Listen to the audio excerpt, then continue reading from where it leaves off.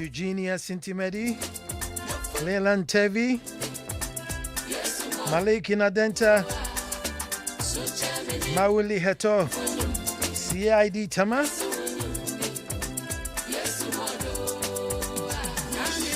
Gershon Awudi, Frederick Frimpong Befi, Oyibi Estates, Shem Mixing Yabua, Bros Barbecue, Kwame Adum, there you are. The legendary K Fresh.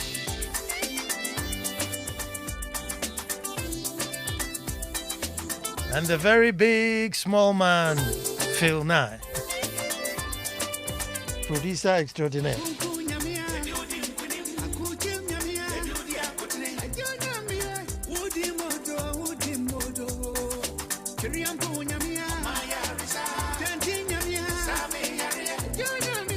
Atibri Doreen. Good evening. Walonyo is here too, I see you. Samuel Botre is in Mampong. Daniel Kase from Kwabenya.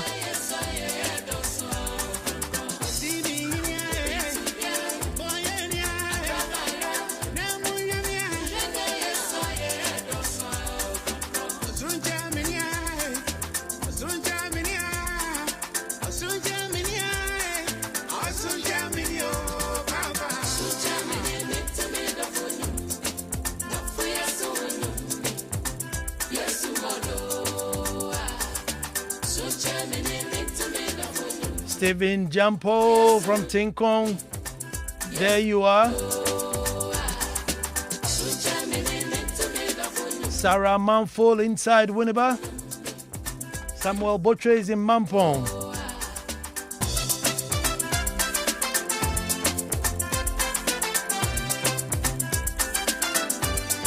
Anna Witty, I see you.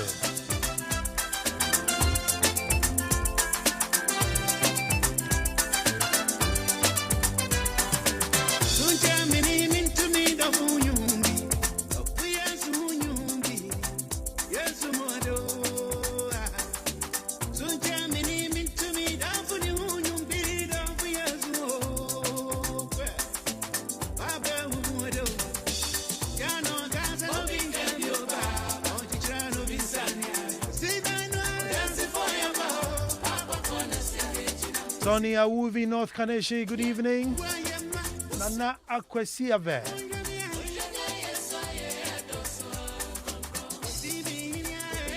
Teresa from Tema, it's been a while. Welcome back.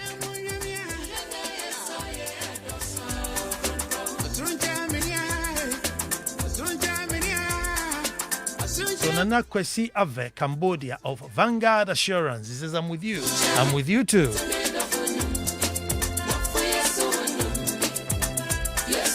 Kofi Bentil inside West Hills. West Hills Beach, Kokrobite. Rita Yoku. Esther Yoku will be in the maze. Good evening, Martin Pebu. It's been a while. Dr. Titus Bayo.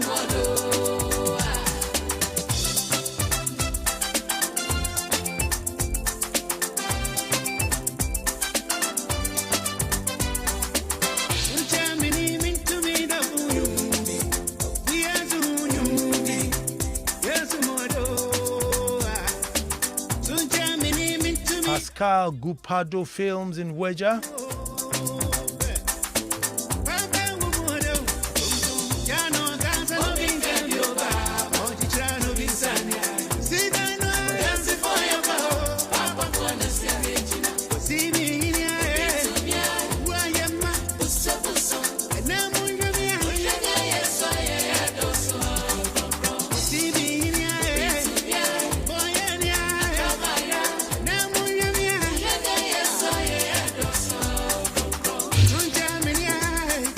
Odote ni Odote. As I keep telling you, the name was so good it had to be named twice. Charles Nyakon, I see you. Leo of List Legon says he's in the class prophet of the show. Kofi Adu Kisi Adu Guinea Bissau.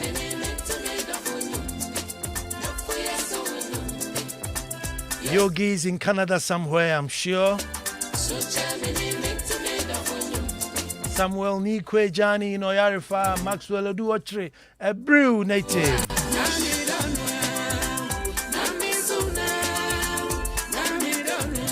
Anaya Amachi Opoku from Koforidia. Nana, I'm here too. Kelly, good evening, Kelly. Laurentia in Nungwa, there you are. When your son becomes the boss, tells you how long you can play.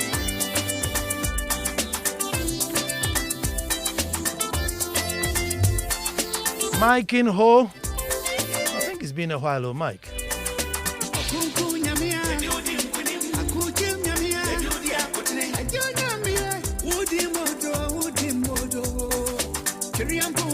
Abna Ujra in Oyibi. Nana Kwesi Pra, listening from Dom. In the May somewhere will be senior or prega.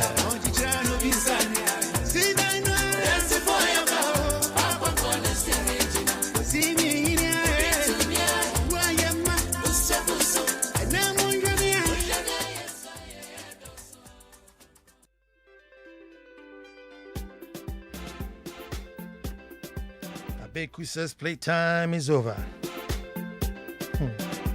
After the show, I become bozo. No, niya semnuzo. Asa wana wa idea. Sa wana wa idea. Abeku Sankufi is the boss.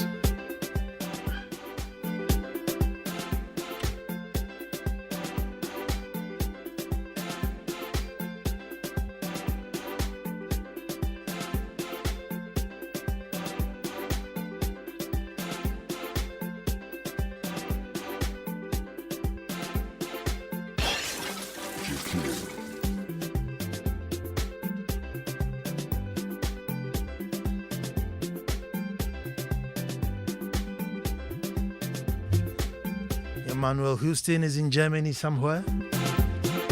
You haven't registered, but I believe you're on there somewhere.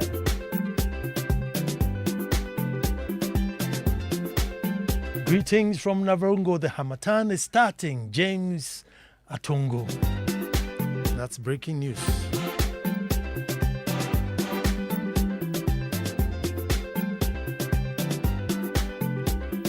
Folks, we started the way we start.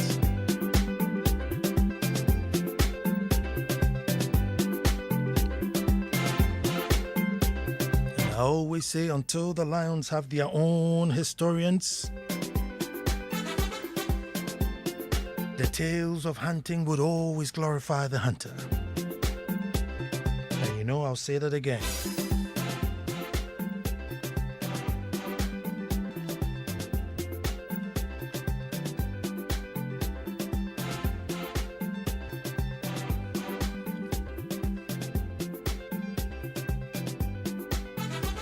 Folks, I said until the lions have their own historians, the tales of hunting would always glorify the hunter.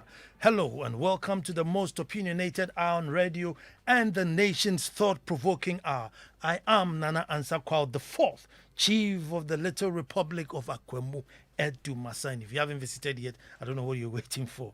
Probably the most, popular republic within this republic, the Republic of Edumasa. And I say, folks, thank God it's Monday. To most of us, Monday evenings are just a bliss. Driving home, sitting by your radio. Just Monday evenings is just the lit for this family. Another wonderful opportunity, God-given opportunity to gather and make truth good. Folks, we have a unique show by all standards and all accounts with an amazing audience. Someone want to ask, if I have planted the calling, after I do the dialogue, do I intentionally get the people who call to call in? Because of how we flow and seem to be friends. I said, yes, friends we are, maybe even family. but I don't know many of them. He asked this because of the quality of the calls on the show, the level of decorum, the maturity, the mutual respect, the passion, and even the measured tone, despite the passion that is expressed, the measured tone. And my head was almost exploding. But I guess I owe it to you. So thank you. And thank you for tuning in every Monday and making this show great. Thank you so much, you out there.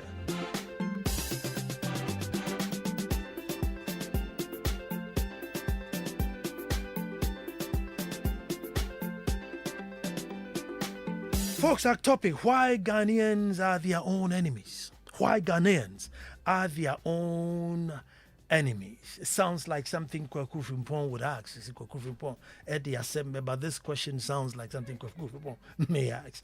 Why Ghanaians are their own enemies. Folks, last week, our topic was Sankofa Titik. And one of the takeaways from the show was that we get our morals from our ancestry. So as we have neglected our ancestry, where then are we getting our morals from? It's a simple statement, but believe me, it's very loaded and very critical. In fact, I was tempted to do a part 2, but one of our callers, was quite passionate and disappointed with the black race. He thought we may have been cursed. He talked about our traditional priests and our dirty calabashes and the fact that there wasn't much in our history or ancestry to hang on to. But how can I fault him? Even we, the chiefs, the custodians of the culture, how much have we done to make sure that people know, learn, and fall in love with this beautiful culture that we have? How much have we done? So how do I fault him?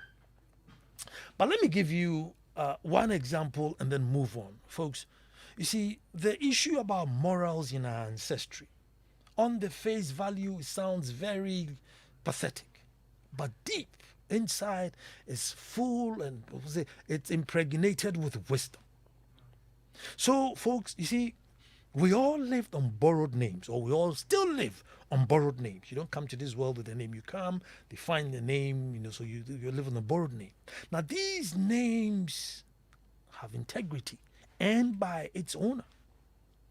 So when you are given the name, it becomes a responsibility of those bringing you up to make sure you don't denigrate that name. Or your software, they don't want you going into prison with that name. Sometimes even if the name or your software, from an early age, you are called a software, or you're called lawyer, or you're called doctor. So once they've given you that name, you don't denigrate the name. And when you grow up, it is your responsibility to build on it. Folks, this way, in our own small corner, brightening our own small corner, without attempting to change the whole community, we succeeded in making the community a better place. Uncle Ebo and Roverman will say, be the difference. Be the difference. Don't go trying to make somebody different. No, you be what it is that you want to see. If you don't want litter, don't litter. If you don't want stealing, don't steal. If you be the difference. And that's how we were the difference. There are many examples to prove that there's a lot of wisdom in one's ancestry. But today, folks, why don't we love ourselves enough? Why do Ghanaians generally not have each other's back? Why do we gossip and pull each other down? And I think the most painful and very sad part is those who you may be trying to help are the very ones who will turn around and stab you. Yes. And sometimes, they block the blessings of many people. So you take somebody to school, you pay their fees, everything, they turn around and say something or do something so bad that anytime the next person comes to you to say, I want you to help me to go to school, you say, what, get out. I'm done with this goodwill. And so in turning around and stabbing the people who help us, we block the blessings of many people. Folks, I interviewed the great Azumah Nelson. Very humble. Being in his presence is something else. And he said one of his friends was going blind and needed quite a bit of money to do surgery those days. Obviously, within the fraternity that they were playing with, it's only Azumah who has money. Nobody had the money. Now listen to the irony. Azumah paid for the surgery. As soon as his eyes were okay and he could see, the first thing he did was to go and steal from Azumah. Azumah had a factory. Going to the factory to go and steal. I mean, it's even funny. If it was in a Nigerian movie, you would say, oh, it is Sinikeke. He was going to be blind. The person who pays to get him to see, he goes back to steal from him. For business people who thrive under one party are at the risk of struggling under the different party. In the same country, hiring the same Ghanaians. As soon as the party changes, that one business, is in danger. And the number of businesses that have been collapsed, crucified, dead with this culture is heart-wrenching. Big businesses that could have been probably dominating in West Africa, if not even the whole of Africa today, have perished just because the governments that they thrived under gone. A new one came and pulled him down, stab him in the back, destroy him, and here we are. Folks, in academia, it's even worse. Oh yes, in academia, it's even worse. Oh my days. The number of very good brains who were prepared to take a pay cut and stay home to help, but left because of the needless stumbling blocks. And guess what? When they go back to somebody else's land, they get promoted, get higher pay, get more recognition. Their views are sought after. And I mean, what more does an academic need more than his views being sought after? Folks, there are many who are even here, and their path for promotion are being stifled by people who have nothing to fear or lose by their promotion. Say you're promoting and can quote but no, they pose no threat to them, but just a brony beye. Just pure abro ni beye. The file will be on the desk for years and years and years. They will never sign or append it. So that your promotion, your little allowance in probably moving into a bigger bungalow, a little car, or a little research allowance, no, you're not going to get it. Meanwhile, probably he's even got just 2 years to resign to go on pension. I can't 2 years, not got pension. So your promotion, and can you quote, it does nothing to him but no. So why are we like this? Why are we like this? Folks, I am quite amazed that we have not changed our country's name from Ghana to Assumption. Oh yes, we have to just drop Ghana and call ourselves Assumption. Well, the capital can still be Accra, but the country should be called Assumption. Folks, we just assume that things will be okay.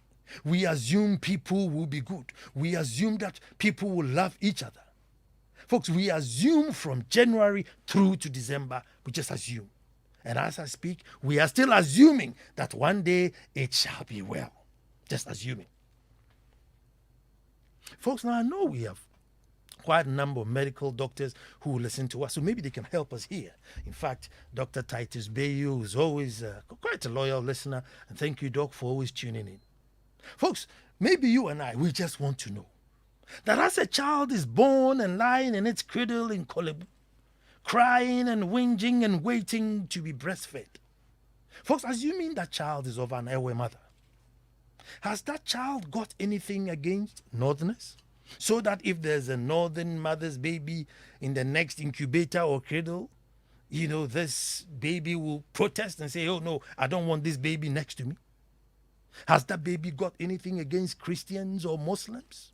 To say, hey, don't read the rosary or don't read the Quran while you are lying next to me. Indeed, has the child got something against MPP or NDC? Does the child prefer Kotoko or does the child prefer Hatsufo? And the big question, folks, has that child got something against Ghanaians? That child lied in the cradle.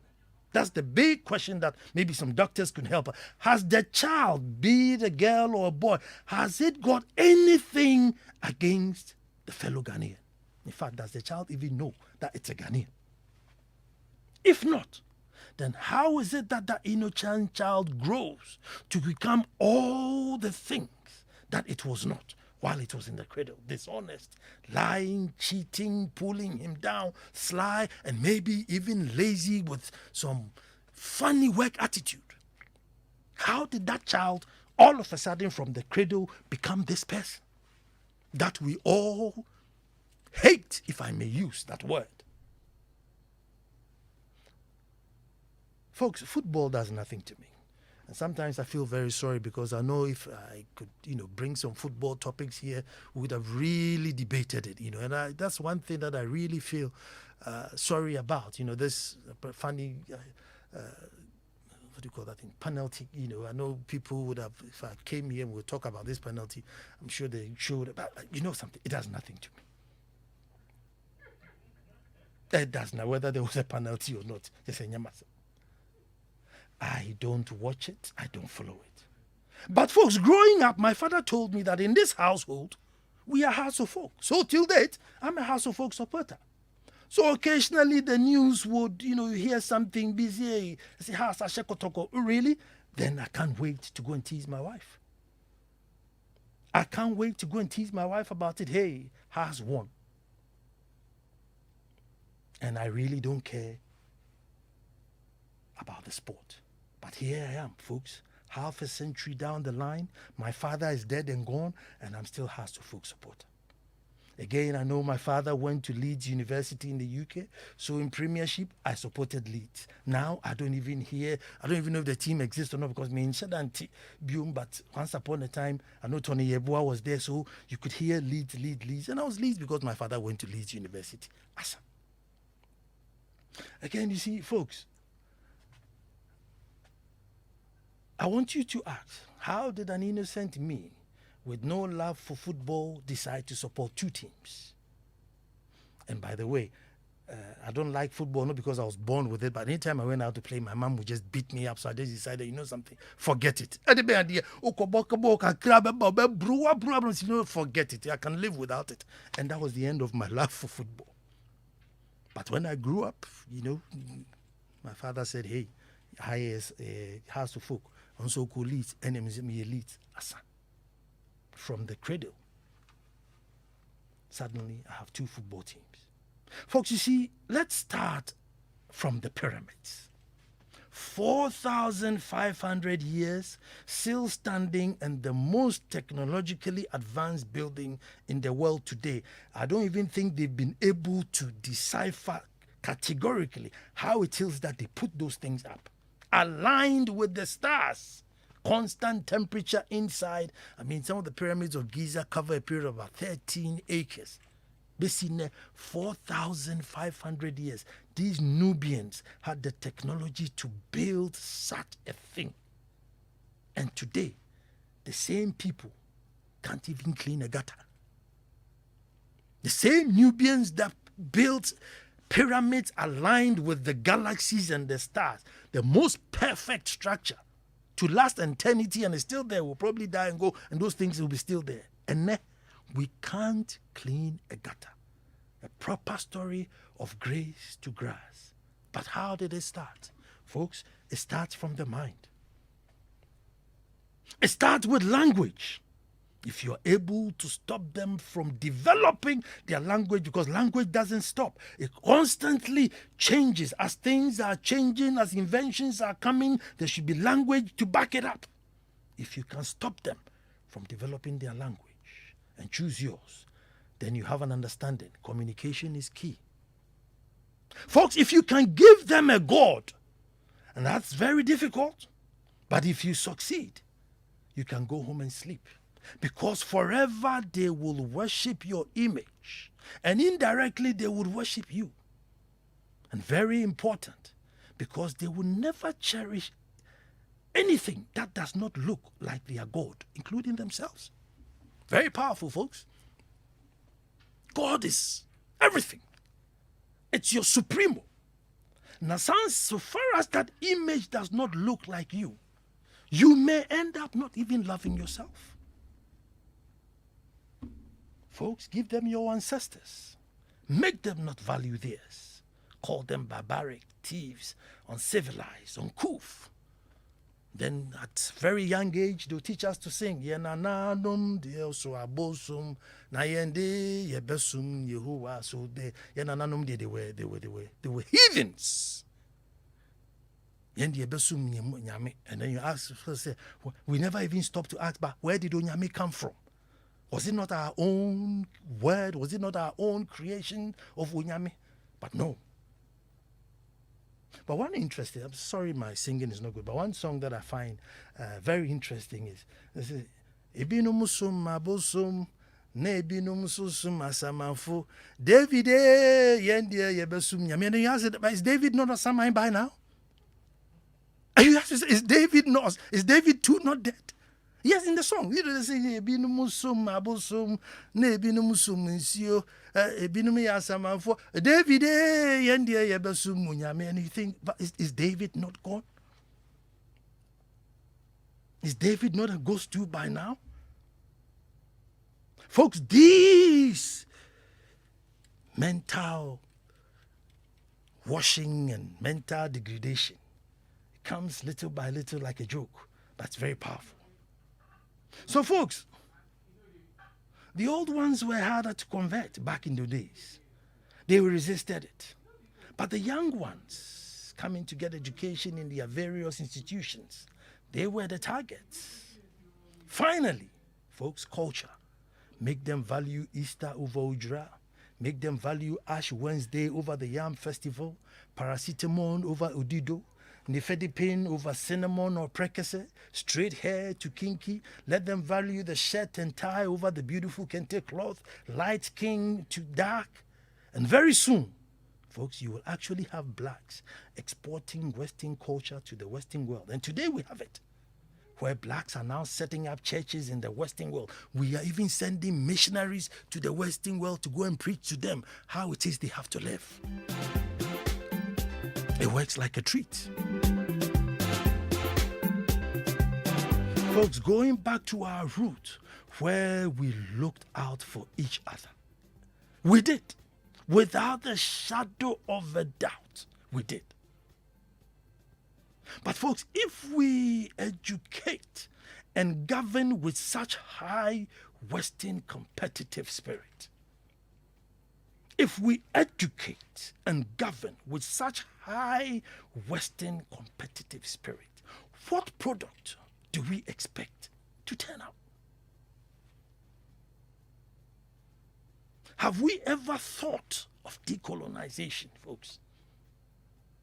Have we ever paused to stop and think of decolonization of the mind? Reverse the damage that's done. And bear in mind, it will probably take 100 or 200 years to repair the damage. But have we even started to bring the spirit of cohesion into our education and even more into our governance?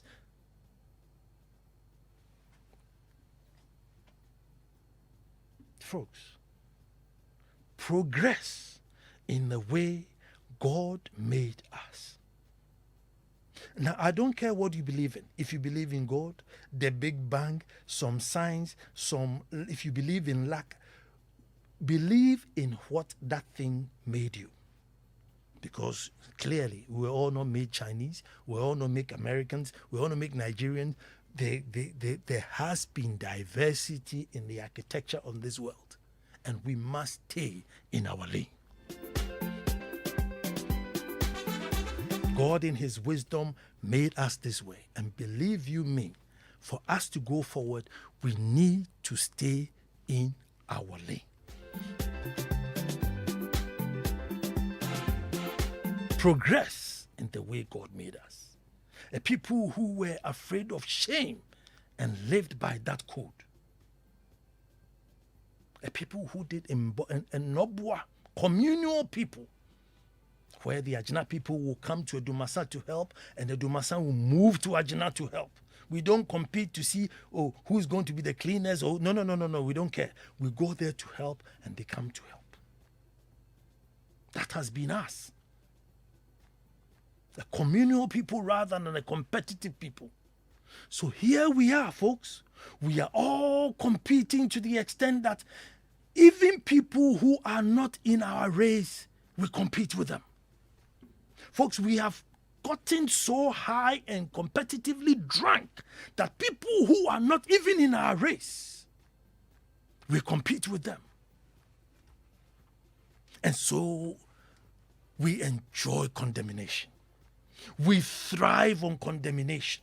And you look on social media, when somebody's downfall comes, you can see youth, teenagers, absolutely elated. Why? Because there's one person out of the race. For us, there's one person out of the race. There was somebody in the limelight. Now he's no more there. There's one person out of the race, even though they were not running the same race. We have all become evil just by competing with even people that are not in our race.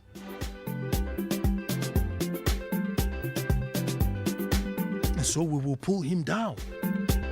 We will stab them in the back.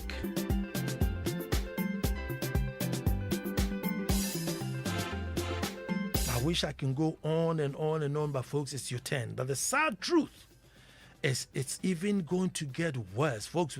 Because we have increased the competitiveness stake. We have heightened it to the highest point. We've tweaked it to the highest point. And we are pushing all our children in there to be competitive and aggressive and fighting. And they're just fighting. They don't care whether you are fighting with them or not. They are fighting. So to them, anyone who falls, let us rejoice because there's one person out of the race. And in theory, we have all become evil. Unintentionally, we have all become evil. Not looking out for each other. So you wake up one morning and they say the UT bank is collapsed and somebody's happy. UT collapsed. And meanwhile, the guy is never ever going to open a bank in his life. So whether UT survived or fell, but he's happy. We must go back and search for that spirit of communalism, helping each other, holding each other's hands. We must instill it so that maybe another 50, 100 years to come, when the community sees UT Bank falling, they would all gather around, get some money together and say, hey, hold on, hang on to the bank. When you survive, come and pay us our money back. 0302 216 541.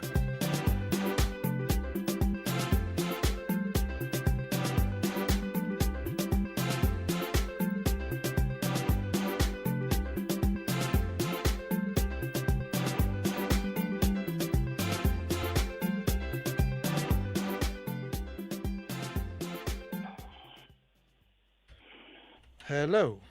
Hello, Nana. Good evening. Good evening, Nana. Who am I talking to? This is Shem Mixon Yaba. Let me hear you, my brother. Nana, once again, very awesome topic, very insight, very, very deep, And I jotted a few points down as you were going ahead. Mm-hmm. And first off, I said our major problem will be the competitiveness of the average Ghanaian. From early stages on, in classrooms, we are being taught to compete, first, second, third, on our array, that kind of thing. Instead of the morals and, as you said, the communal traits being encouraged within us, we don't do that. We just want to see the next person make it. So when we subconsciously go with this, we know we are competing amongst ourselves. So even if we are friends and we grow up from childhood and then we are all in the same firm, we want to subconsciously, shade each other. It's like, it's not intentional, but because your mind has been tuned to that, that's what you do.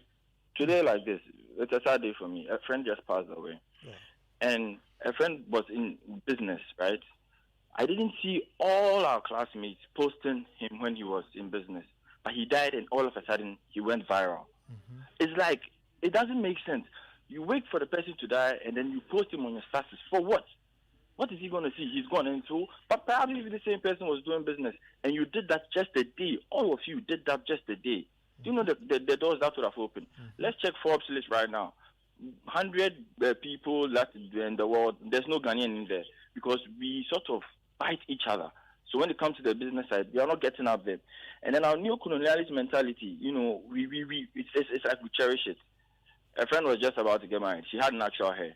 She just had to perm her hair just to be able to suit into that kind of where did they say, yes, it's it's I don't know, it's serious, but we are gradually getting there. You said it will get worse, but for me, I believe it wouldn't get worse because some of us were also asleep, but all of a sudden we got awake.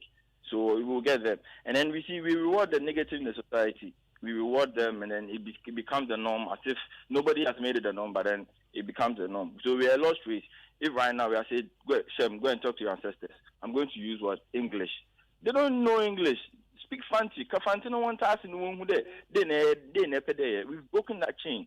You see, so we need to gradually get back there. And if your grandfather died, his DNA is still in his bone. You get it. It is that kind of brainwashing that we need to stop. And gradually we'll get there. If I'm a youthful guy and I'm talking like this, then it means I've done a little bit of research and I've learned.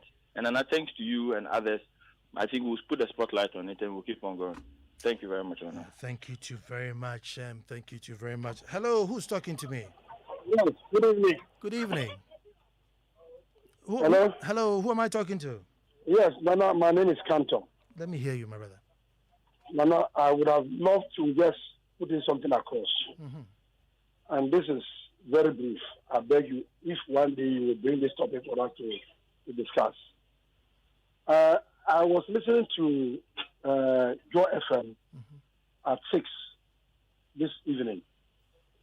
And they were talking about the budget that is coming on and about increment of petroleum and all those things. Mm-hmm. Nana, I went to Ghana Water, trying to connect water to my house. They came to do the estimate and they gave me 1,650. When they were about to come, I told them that because of the drainage that have been around the area, if they lay the pipes, obviously they will all be destroyed. So they should hold on. So when they finished, I went there to pay. Can you believe? They told me they cannot find my phones. I was able to get the phone for them. They told me that they have to review the bill. I said, okay, then let me pay you the money. You give me the receipt. So that when that is done, then I can come for my material so that they fix the line for me. They refuse. This is money that is going to government coffers. So I think we have to talk about this, as you said, later. But today, we are trying to decipher why it is that we are unable to love ourselves as we are supposed to. And I'm saying, if we don't train that child from cradle and just assume that somebody from the cradle will grow and suddenly, love Ghanaians no, it won't happen. Folks, it won't happen. It must be deliberate. It must be intentional. It must have all the energies and the force behind it. Otherwise, it won't happen. And this competitiveness, this idea that Westing is best, West is best, West is best, will finally draw a nail into our coffin. No, let us go back and find out how it is that we learn. Maybe we are even more touchy people, more visual, more audio people. Let's find out. Let these academia, let these best brains find out what best suits us so that we can do it. Because the way we are going, look at how many times you're driving. Those of you who use the motorway, and if you are in the right lane, which is the slow lane, and there's a slow car in front of you, so you want to just overtake, suddenly all the cars who are on the left put the accelerator on. They will not let you give you a second to overtake, and they were not even in a hurry. As soon as you put on the indicator, everybody speeds up. But somebody is on the phone. Hello, who's talking to me? hello, Nana, my name is Godwin. Godwin, let me hear you. Yes, Nana, you see, when a family man, the principles a family man uses, in his family tends to be biased. you bring enmity between the children. All right? When a father decides to love one child and hate the another, provide for another and hate, what you do is you bring enmity between the children. Listen, our problem has to do with our governance system. We're talking of loving our children. Let me tell you, I'm 45 years. I grew up way back when, in an era where Ghanaians look after each other. You live in a compound house, and this person cook will come and knock your door and give it to you. We look after each other under Jerry John Rawlings, PNDC and NDC era. Why is that so? These are the same Ghanaians. Because under Jerry, you'll be accounted for. You'll be punished. Everybody is treated equally. No person, no tribe, nobody is marginalized. Okay? So now we have a system in which a group of people will go and steal billions and they will be living large. Do you expect the rest to use the meager money they earn for charity's sake? No, they will keep it within them. If others are stealing and they are spending it as they are living opulently, large in the society, to the detriment of the majority, everybody who also grab whatever it is, will keep it to himself. It is a system. When a system is biased, treat others like demigods to the detriment of others, it brings enmity, and they will fight and fight. Okay, this system, I have studied it, and it's not working. Listen, it amazes me how Jerry was able to stay credible with this system. A system that you have all the powers to do everything. In fact, we've given the presidency powers to do everything. The only thing they can't do is to change our chiefs. In fact, if a president there today, with the powers he has, they can even change our chiefs and treat everybody as they wish. This is it. It's not like this elsewhere. So it's a system that is separating us. When the system is biased, everybody trying to find solace in grouping. That's why you find religion, extreme partisanship, and all kind of things. Because nobody trusts in the system anymore. So you must belong in order to survive. Thank you very much for calling. This one says, oh, no, this competition thing, it's even in the church. My pastor has this thing he makes us repeat every time. He says, turn to the person next to you and say that my God will bless me more than you. I don't know what that is supposed to achieve, but I have stopped responding to that. This is Fred. Fred, good evening. Hello, who's on the phone? Well, my name is George. George, let me hear you. You see, Nana, this topic you are discussing is so broad. I don't think 1 hour will be enough to discuss it. But I'll try and make it as brief as possible. Sure. And how would we expect people who have fought all their lives?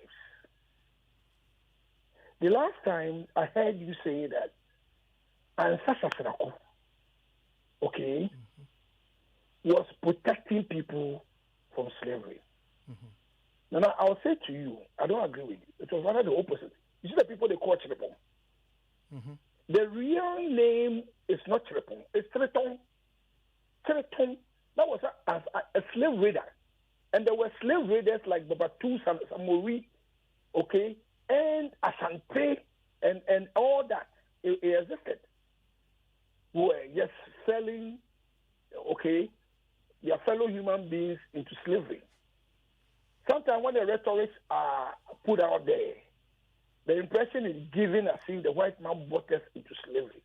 But so I think we need to stop to ask ourselves, yes, they brought us into slavery, but who sold us? Our fellow black people.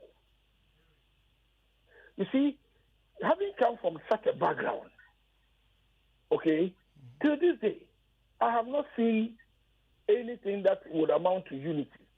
Kwame Nkrumah started the boarding house system, this and that. We went to school with each other.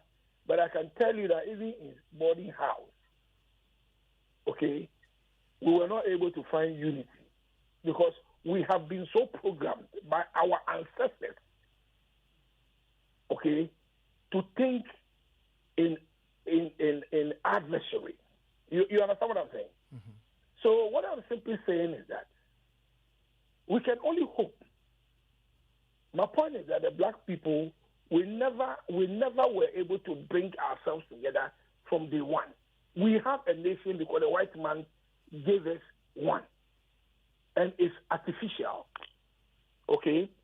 Fancy see themselves as fancies. It's the most. No, I have a friend in the US who says because I don't speak in Zima, I didn't go to school. And if I'm speaking and Amok is hearing me in US, I'm saying it. Because I don't speak in Zima. And then he goes back and he gives me examples. You see, the bottom line was black people were never ever united. Even the Nubians, you see, the Nubians, the people from the land of Kush, which is the same as the Nubians or the Kushites, okay, they had divisions. You see the Ewes and the Gans and the rest. Well, I could let you go on. I mean, but there's no absolutism in when you say unity. I mean, you can't have. I mean, even you and your wife are not always united. Even twins are not always united. So, I don't get you in the terms of, you see, and this slavery thing, it was an era in history. Slavery was an era in history. Look, witchcraft was an era in history where people were being burnt at the stake. It was an era in history. So history goes through phases where certain things, whether bad or good, happens. And you can't use that incident to label that because that incident happened. I mean, you see, if you're talking about slavery today, then I can agree because we have about 2 million children in slavery. So today, if you're talking about slavery, I can understand you. But then, it was an era in history. It was what was there. I mean, whether you were white, blue, or black, if you were weak, you were sold into slavery. So let me go to the phone. Hello, who's talking to me? Hello, Nana. Yes, sir. I greet you, sir. I greet you back. Yes, sir, Derek. Let me hear you, Derek. Nana, the issue is, this competition can only stop. I see something from afar. It's like we had our independence. Few were taken outside to educate themselves and they returned. And we formed a nation. The nation started with our custom, but not our tradition and customary rights. So it's about time we make the twin. Because now, like we are saying, Nana, if the chieftains or traditional authorities on the one side and then the governance system at the other side come together, then we can enforce these traditional values. But it looks like now the chiefs are let alone, and whatever they do, like somebody said, looking at what we were then doing in the past, it was then dirty and then this and that. And what is he also doing to contribute to the improvement or enhancement of those traditional values? It's a collective thing. And I keep suggesting that we should have an upper house so that we can bring the two forces together. The traditional authorities have a play there, and then the governance structure will be led by a national development plan. And that's good old Derek. Nana, when you speak like this, then you'll be labeled a pagan, forgetting that pagan originally meant rural, country, agricultural, and had nothing to do with religion. How can we be uprooted from our own soil and still expect to grow well? Emancipate yourself from mental slavery. None by ourselves can free our minds. Robert Nesta Marley, Udute ni Udute. I know it's a big topic. Maybe I've been unfair to cram it all together. Maybe I should have split it up. But what can I do? Hello, who's talking to me? Yeah, my name is John, but my line just what you call it. You disagree with me? Yes, I disagree with you. Yes, I disagree with you. Yes, sir. Yes. Look, there's no people, community, or nation that hasn't gone through a negative period. Yes, Look, I agree with you, Nana. yes, so we can't Nana, use that negative period. Hello, if you allow me. I'll allow you. Okay. Exactly my point. That if we assume that just because of our skin, okay, we are supposed to find a certain middle point to work towards. Okay, we will not be making the effort towards achieving the objective of bringing ourselves give me together. 20 seconds to summarize, and then I'll give you 1 minute to respond. I am saying, as black people, we operate on shame and we operate on communal spirit. So if we are educated based on competition and governing based on competition, it confuses our divine blessing. But not exactly your point, Nana. Nana, you are saying that somebody and their wife even fight. Okay? What it means is that differences among people, okay, are inevitable. Yes. My position is that we need, as black people, and it's very, very difficult, okay, because of the fundamentals of our very existence. We have done so much divisive, issues, that it becomes very, very difficult for us to even unite on the face of it. Are you using the slavery to say that because No, of slavery we are not united? The slavery, I'm saying that I was using the slavery to make the point that while the white men were white and were black, okay, it was black men that sold white black people into slavery. I agree. But are you then saying that? Are So you then saying that within the tribes there were no unity? Just allow me. If we would consciously believe that we have some problem and then work consciously towards it, we will be wasting our time. If this issue about the white man and the black man, okay, the black man didn't do us any evil. If you wish, they brought light that allow me and you, okay, somebody from Dumasha, and me, a Ghana man, to sit and then discuss. We have gone to war before. Akwamus and Ghana have gone to war before. You know that.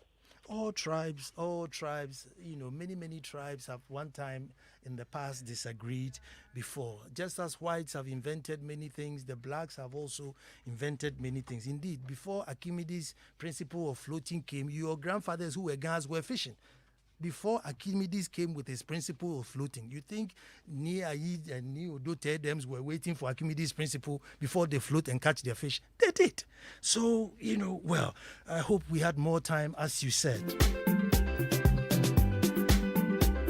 But once again, let me say thank you to my wife. Another award. I'm going to buy a house to hang all these awards in. Thank you very much, Awo. But I am reading the book, General Achampon, the Head of State, amazing, by Bafo Ajimanduya. You must get it. The amount of history that is lost to this nation. And as I read the book, I feel sorry for him because he's trying to cramp everything into this book. And, well done. But by God, what a history.